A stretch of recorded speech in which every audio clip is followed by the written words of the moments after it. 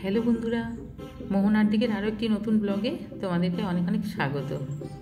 আর আজ তোমাদের সাথে শেয়ার করছি মাছের তেল দিয়ে মিষ্টি কুমড়ো ভাজা। আর মাছের তেল দিয়ে মিষ্টি কুমড়ো ভাজা যেটা বানাচ্ছি, এটাতে কিন্তু কোনো রকম বাটা মশলা লাগে না। এটা এমনি যে ফোড়নে দেব, এই ফোড়ন দিয়ে কিন্তু এটা ভাজা হয়ে যায়। আর অসাধারণ টেস্টি একটা রেসিপি। এমনিতে কুমড়োতে কী বলো তো, মশলা একটু কম দিলেই ভালো লাগে। তো দেখো আমি কিভাবে মিষ্টি কুমড়োর ভাজাটা বানাচ্ছি, মাছের তেল দিয়ে মিষ্টি কুমড়োর ভাজা। তো প্রথমে দেখো তেল গরম করে তার মধ্যে দিয়ে দিয়েছি পেঁয়াজ কুচি। এখানে বড় সাইজের পেঁয়াজ আছে দুটো, আর দিয়েছি শুকনো লঙ্কা, আর এখানে গোটা জিরে দিয়েছি। দিয়ে তারপরে এগুলো একটু ভাজা ভাজা করে নিয়ে তারপর এখানে মাছের তেলটা দিয়ে দেবো। আর এখানে আমি কাতলা মাছের তেল নিয়েছি, এবারে রুই মাছের তেল হলেও এটা হবে, তবে কাতলা মাছের তেলটার টেস্টটা কিন্তু একটু বেশি হয়। তারপর দেখো এটাকে একটু নেড়ে চেড়ে নিয়ে তারপর এর মধ্যে ওই নুন হলুদ সমস্ত আন্দাজ মতো দিয়ে দেবো।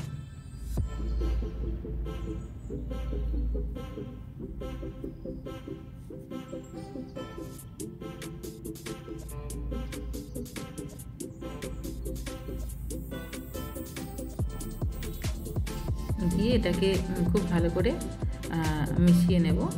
আর এটা কি বলো তো, একেবারে লাল লাল করে ভাজা এখনই ভাজার দরকার নেই, কারণ কিছুটা যখন ভাজা হয়ে যাবে তখন আমি এখানে কুমড়োটা দিয়ে দেবো। কুমড়োটাকে আমি ছোটো ছোটো টুকরো করে কেটে রেখেছি। দেখো বেশ কিছুটা ভাজা হয়ে গেছে, পুরোটা ভাজা হয়নি, কিন্তু পুরোটা কিন্তু কুমড়োর সাথেই ভাজা হবে। তবেই কুমড়োর মধ্যে টেস্টটা যাবে। তো ওই 50% মতো ভাজা হয়ে যাওয়ার পরে তারপরে আমি কুমড়োটা দিয়ে দিয়েছি।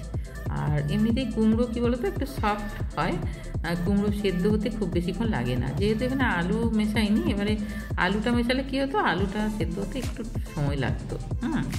তো দেখো এটাকে নেড়ে চেড়ে নিচ্ছি, আর আঁচটা এই সময় আমি লোতে রেখে এটাকে ভেজে নেব, যাতে কুমড়োটা সেদ্ধও হয়ে যায়।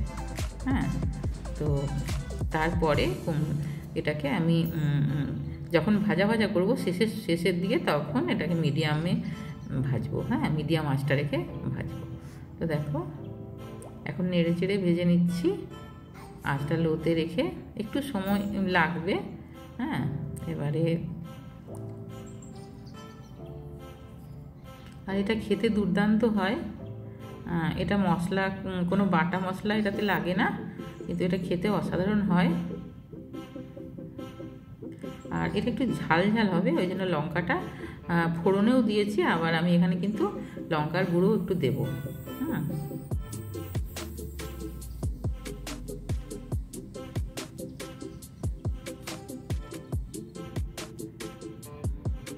লঙ্কার গুঁড়োটা অবশ্যই যে যেরকম ঝাল খাবে সে সেরকম দেবে। এটা আমি একটু ঝালঝালি বানাচ্ছি, যাতে খেতে বেশ মানে কুমড়ো ভাজাটা বেশ টেস্ট হয়। তো আর এমনিতে দেখো কুমড়োটা অনেকটাই কমে গেছে। দিয়ে তারপরে আঁচটা এবারে মিডিয়ামে রেখে এবারে লাল লাল করে এটাকে ভেজে নেব। এবারে দেখো তারপর আমি দিয়ে দিলাম এখানে কাঁচা লঙ্কা কুচি। কাঁচা লঙ্কাটা মুখে পড়লে এখানে ভাজাটা খেতে আরও মানে টেস্টটা অনেক বেড়ে যাবে। সেই জন্য এখানে কাঁচা লঙ্কা কুচি দিয়েছি। এবারে তোমরা যদি বেশি ঝাল খাওয়া না পছন্দ করো, সেক্ষেত্রে না দিলেও হবে। তো ঝালটা যে যার মতো দিলেই হবে আর কি। তারপরে দেখো এটা একদম পুরো কড়াইয়ের গা থেকে ছেড়ে আসছে। এটা ভাজা হয়ে গেছে, সব কিছুই সেদ্ধ হয়ে গেছে। এখানে কোনো এক্সট্রা জল কিন্তু দিতে লাগেনি। কুমড়োর যে জলটা, ওটাতেই এটা ভাজাও হয়ে গেছে, সেদ্ধও হয়ে গেছে। তো দেখো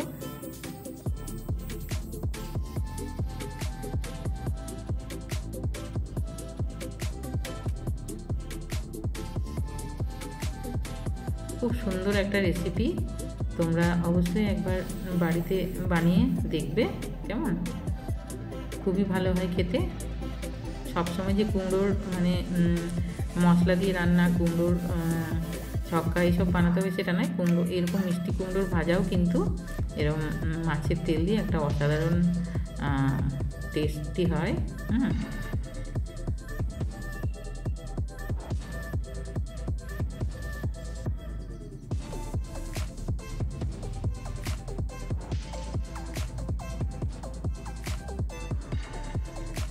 হয়ে এসছে এটা। এবারে আমি ধনেপাতা কুচি দিয়ে তারপর গ্যাসটা অফ করে দেবো। আর আমার আজকের রেসিপিটি তোমাদের যদি ভালো লাগে তাহলে অবশ্যই একটা লাইক কমেন্ট করো। আর আমার চ্যানেলে নতুন বন্ধু হলে অবশ্যই চ্যানেলটাকে সাবস্ক্রাইব করে দিও আর পাশে থাকা বেল আইকনটা প্রেস করে দিও, যাতে আমি নতুন নতুন ভিডিও আপলোড করলে তোমরা সবার আগে নোটিফিকেশানটা পেয়ে যাও। আর সবাই খুব ভালো থাকবে। আর অবশ্যই বাড়িতে একবার বানিয়ে দেখো কেমন। দেখা হবে আরও একটি নতুন ব্লগে। বাই।